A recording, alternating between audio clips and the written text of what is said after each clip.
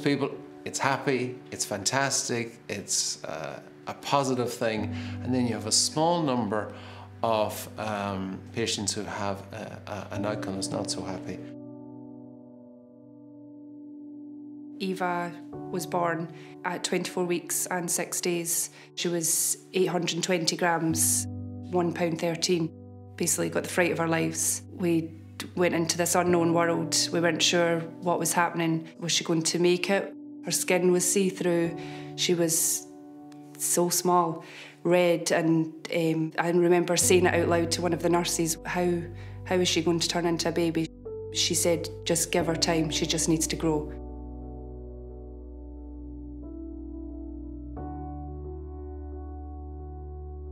Smallest baby I ever looked after was 445 grams. A pound of butter is 454. So that'll tell you now how small. They need help with their breathing. They're attached to ventilators.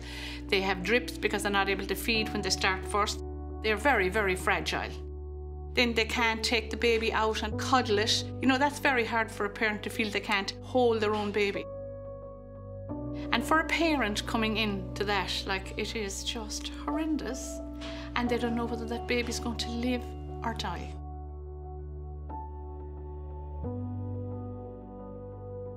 The neonatal intensive care unit, or neonatal unit, is where babies are cared for in Cork University Maternity Hospital if they're born early, small or sick. It's an area of the hospital that nobody really plans to be in. It's sometimes events happen unexpectedly where babies need some extra care.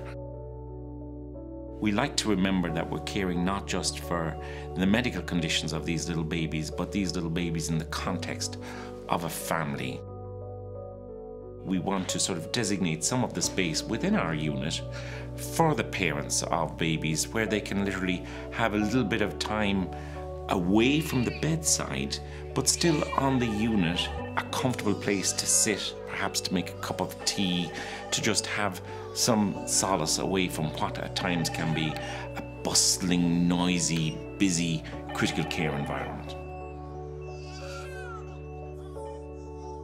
We started out in intensive care for the first 9 weeks.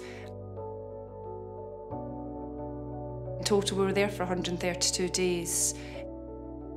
She is 3 since June, and she's absolutely fantastic. You wouldn't even know the journey she went through or put us through. She's amazing.